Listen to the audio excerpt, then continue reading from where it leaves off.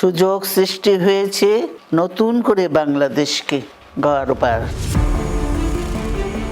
নির্বাচনের একেবারে শেষ মুহূর্তে এসে বড় চমক দিল বিএনপি।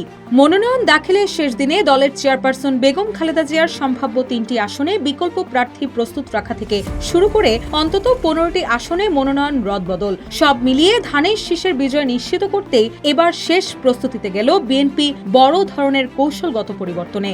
মাঠ পর্যায়ের জরিপ, দলীয় অসন্তোষ ও জোটগত হিসাব নিকাশ মিলিয়ে এই সিদ্ধান্ত নেওয়া হয়েছে বলে দলের একাধিক সূত্র জানিয়েছে।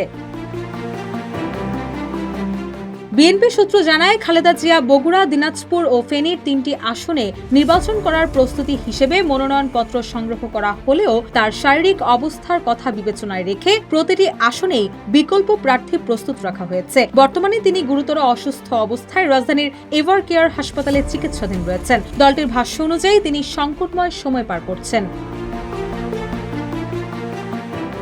এ কারণে ফেনী 1 আসনে খালেদা জিয়ার মনোনয়নপত্র জমা দেওয়ার দায়িত্ব পেয়েছেন ওই আসনের নির্বাচন সমন্বয়ক ও ঢাকা মহানগর দক্ষিণ বিএনপির আহ্বায়ক রফিকুল আলম মজনু। প্রয়োজনে তিনি সেখানে বিএনপির প্রার্থী হতে পারেন। এছাড়া বগুড়ার 7 আসনে বিকল্প হিসেবে মনোনয়নপত্র নিয়েছেন উপজেলা বিএনপির সভাপতি ও সাবেক উপজেলা পরিষদ চেয়ারম্যান মোর্শেদ আলম এবং দিনাজপুর 3 আসনে সাবেক পৌর মেয়র সৈয়দ জাহাঙ্গীর আলম। তারা দুজনই জানিয়েছেন দলীয় উচ্চ পর্যায়ের নির্দেশনায় নিজেদের জন্য মনোনয়নপত্র সংগ্রহ করা হয়েছে।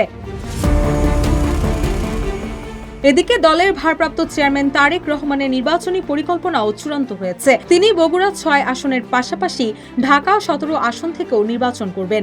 এরই মধ্যে ঢাকা 17 আসনের প্রধান সমন্বয়কের দায়িত্ব দেওয়া হয়েছে চেয়ারপারসনের উপদেষ্টা পরিষদের সদস্য আব্দুস সালামকে। এর আগে এই আসনে জোট প্রার্থী হিসেবে প্রচার শুরু করা আন্দালিব রহমান পার্থ এখন ভোলা সদর আসনে নির্বাচন করবেন। রুশা সুর, নিউজ ডেস্ক, ইত্তেফাক।